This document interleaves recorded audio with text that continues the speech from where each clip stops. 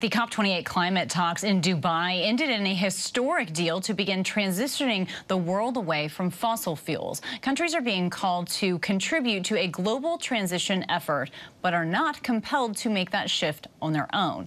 U.S. climate envoy John Kerry called the COP28 deal a clear, unambiguous message that the world needs to move away from fossil fuels. Kerry emphasizing that while compromises had to be made, it's significant that countries rely economically on fossil fuels signed onto the agreement to transition away from them in the energy sector. Joining us now with more is Mustafa Santiago Ali, the Vice President for Environmental Justice for the National Wildlife Federation. Thank you so much for joining us. We appreciate it. And Mustafa, let's jump right in here. Global leaders agreed to a deal at Dubai's COP28 climate conference that would transition away from fossil fuels. That word transition, does it go far enough?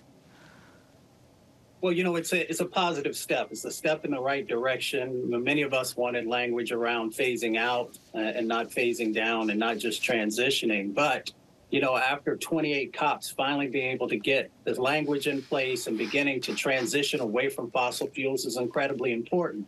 Sometimes folks don't actually understand why it's so important. We've got over 8 million people who are dying across our planet disproportionately and prematurely from the burning of fossil fuels. In our country, Harvard has shared with us that we've got over 300,000. So on one side, we've got the public health impacts that are going on. On the other side of the equation, of course, is the climate crisis, the floods, the wildfires, the extreme heat.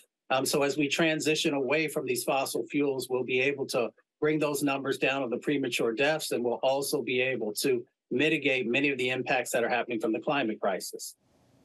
And as that mitigation attempts are being made, we know that there are so many people in some of these vulnerable countries that are disproportionately impacted by the climate crisis. Did COP28 make any significant inroads here as far as climate justice goes?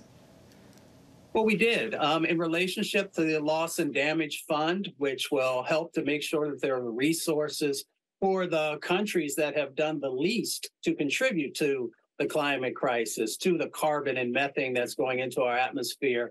They need resources to be able to not only to adapt, but also to have the infrastructure that they're going to need to deal with rising seas and many of the other impacts that will happen from the climate crisis. Now, I believe in real talk.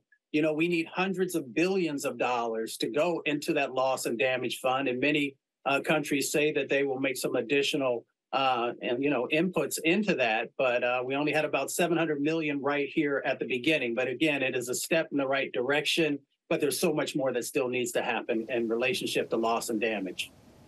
Well, and to note on that, in terms of what more needs to be done, I mean, we're talking about a transition away here from fossil fuels in energy systems by 2050. Is that something that can be done here in an equitable manner? It can if we have intentionality and making sure the voices of frontline communities and those countries that are, you know, the first and worst to be impacted by what's going on. We have to continue to make sure that they are helping to drive, helping to frame out, helping to also hold people accountable to make sure that there's real equity in the process.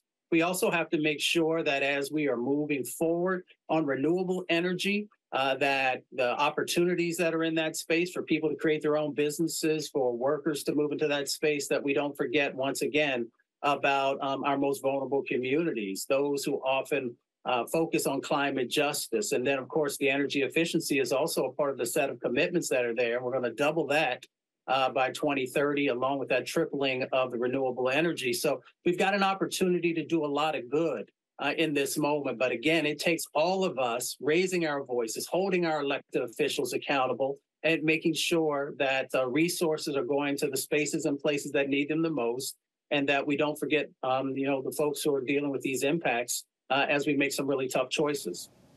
Certainly. Mustafa Santiago Ali, thank you for joining us tonight. We appreciate your time. Hi, everyone. George Stephanopoulos here. Thanks for checking out the ABC News YouTube channel. If you'd like to get more videos, show highlights, and watch live event coverage, click on the right over here to subscribe to our channel. And don't forget to download the ABC News app for breaking news alerts. Thanks for watching.